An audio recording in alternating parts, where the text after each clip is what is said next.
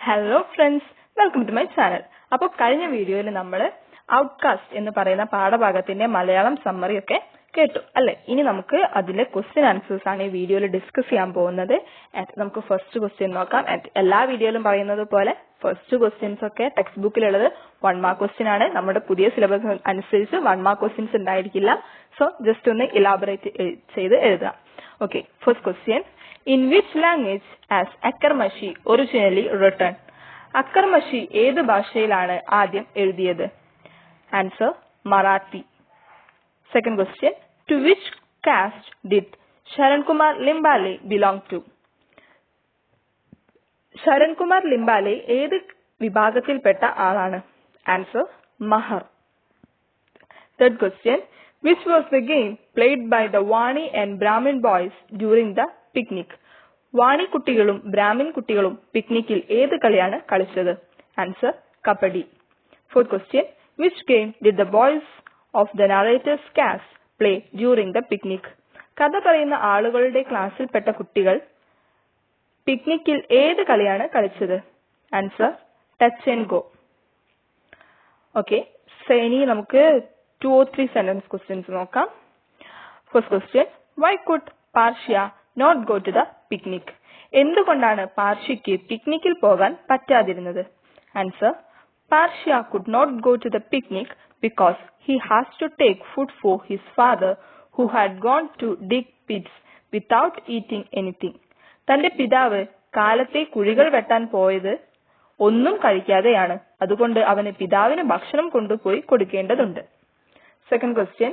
How did Hariya become an asset to the family? എങ്ങനെയാണ് ഹരിയ കുടുംബത്തിന് ഒരു സഹായമായത്? Answer Hariya was employed in Girmalya's farm to graze cattle. For his work he got food and 100 rupees a year. അവന്റെ പിതാവ് അവനെ സ്കൂളിൽ നിന്നും വിളിച്ചുകൊണ്ടുപോയി. ഇപ്പോൾ അവൻ ഗിർമല്യയുടെ ഫാമിൽ കന്നുകാലികളെ മേയ്ക്കുകയാണ്. അവന്റെ ജോലിക്ക് അവന് ഭക്ഷണം കിട്ടും. വർഷാവസാനം 100 രൂപയും കിട്ടും. Third question. Comment on the politics of separation in playing games. കുട്ടികൾ പ്രത്യേകം കളിക്കുന്നതിലെ രാഷ്ട്രീയം വിശദീകരിക്കുക. Answer Wani and Brahmin boys played kabaddi. Mahar boys played the game of touch and go. The Mahar boys could not join kabaddi because in kabaddi one has to catch the opponent. This would involve touching the body. വാണി സമുദായക്കാരായ ആൺകുട്ടികളും ബ്രാഹ്മണ സമുദായത്തിലെ ആൺകുട്ടികളും കബഡി കളിച്ചു. താഴ്ന്ന സമുദായമായ മഹർ ആൺകുട്ടികൾ touch and go കളിച്ചു. മഹർ കുട്ടികൾക്ക് മറ്റ് ഉന്നത കുലത്തിലെ കുട്ടികളോടൊപ്പം കബഡി കളിക്കാൻ പറ്റില്ല. കബഡി കളിയിൽ ഒരാൾ എതിരാളിയെ പിടിക്കണം. അതിനർത്ഥം ശരീരത്തിൽ തൊടേണ്ടി വരും. Fourth question. What comments are given in the extract about the narrator's hunger? കഥ പറയുന്ന ആളുടെ വിശപ്പിനെ പറ്റി എന്താണ് പറഞ്ഞിരുന്നത്? Answer His mother said his stomach was an Akkalkot. It is a town in Solapur. There seemed to be a gizzard in his stomach. He was never satisfied as he was a glutton and he always felt half fed. അവന്റെ അമ്മ പറഞ്ഞു അവന്റെ വയറ് അക്കൽക്കോട്ട് ആണെന്ന്. അക്കൽക്കോട്ട് ഷോലാപൂരിലെ ഒരു പട്ടണമാണ്. അവന്റെ വയറ്റിൽ വേറൊരു ആമാശയമുള്ള പോലെ തോന്നിച്ചു. അവൻ ഒരു തീറ്റക്കൊതിയനായിരുന്നു. അവന്റെ വിചാരം എത്ര തിന്നാലും അവന്റെ വയറ് പകുതിയേ നിറഞ്ഞിട്ടുള്ളൂ എന്നാണ്. Fifth question. What made Girmalya's farm cure in the narrator's stomach? എന്തുകൊണ്ടാണ് എഴുത്തുകാരന്റെ വയറ്റിൽ കിടന്ന് ഗിർമല്യയുടെ ഫാം പിടിച്ചത്? Answer. He had eaten the leftover food from the high caste children sitting in Girmalya's farm. The food was very tasty and he had never tasted anything like that before. When he told his mother the story, she asked him why he had not brought some leftover food for her. Leftover food is a nectar, she said. These words of his mother's made Girmalya's farm cure in the narrator's stomach. അവർ ഉന്നത കുലസാദരായ കുട്ടികളുടെ ബാക്കി വന്ന ഭക്ഷണം ഗിർമല്യ ഫാമിൽ ഇരുന്ന് കഴിച്ചിരുന്നു. അത്രയും നല്ല ആഹാരം അവൻ ഇതിനു മുമ്പ് ഒരിക്കലും കഴിച്ചിട്ടില്ലായിരുന്നു.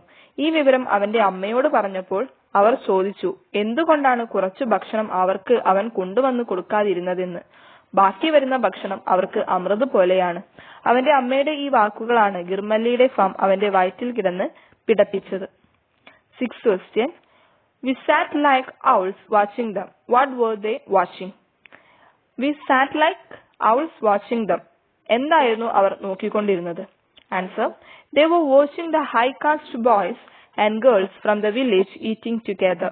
The girls sat with the teachers and they were chatting. ഗ്രാമത്തിൽ നിന്നുള്ള ഉന്നതകുലജാതരായ ആൺകുട്ടികളും പെൺകുട്ടികളും ഒരുമിച്ചിരുന്ന് ഭക്ഷണം കഴിക്കുന്നതും പെൺകുട്ടികൾ ടീച്ചേഴ്സിന്റെ കൂടെ ഇരുന്ന് വർത്തമാനം പറഞ്ഞതുമാണ് അവർ നോക്കിക്കൊണ്ടിരുന്നത്. 7th question. What did the teacher ask the students to do the day after the picnic? പിക്നിക്കിന്റെ പിറ്റേ ദിവസം കുട്ടികളോട് എന്തു ചെയ്യാനാണ് ടീച്ചർ പറഞ്ഞത്? Answer. The day after the picnic, the teacher asked the students to write an essay on the picnic. പിക്നിക്കിനെ പറ്റി ഒരു essay എഴുതാനാണ് teacher കുട്ടികളോട് പറഞ്ഞത്. Okay, 8th and the last question. What did the teacher do when he saw the narrator apparently doing nothing in the class the next day of the picnic? പിക്നിക്കിന്റെ പിറ്റേ ദിവസം കഥ പറയുന്ന ആൾ ക്ലാസ്സിൽ വെറുതെ ഇരിക്കുന്നത് കണ്ടപ്പോൾ ടീച്ചർ എന്താണ് ചെയ്തത്? Answer. The teacher was annoyed at him. He called the narrator son of a bitch and a beef eater and asked him to start writing the essay.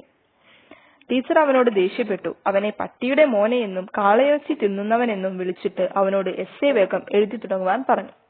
Okay friends, അപ്പോൾ ഈ വീഡിയോ നിങ്ങൾക്ക് ഉപകാരപ്പെട്ടിട്ടുണ്ടാവും എന്ന് വിചാരിക്കുന്നു. Exam ഒക്കെ അടുത്തിരിക്കുന്ന ടൈമാണ്. അപ്പോൾ video ഒക്കെ ഇഷ്ടപ്പെട്ടിട്ടുണ്ടെങ്കിൽ ലൈക്ക് ചെയ്യണം, നിങ്ങളുടെ കൂട്ടുകാർക്കൊക്കെ ഷെയർ ചെയ്യണം. ചാനൽ ആദ്യമായിട്ടാണ് കാണുന്നതെങ്കിൽ സബ്സ്ക്രൈബ് ചെയ്യണം. Thank you for watching.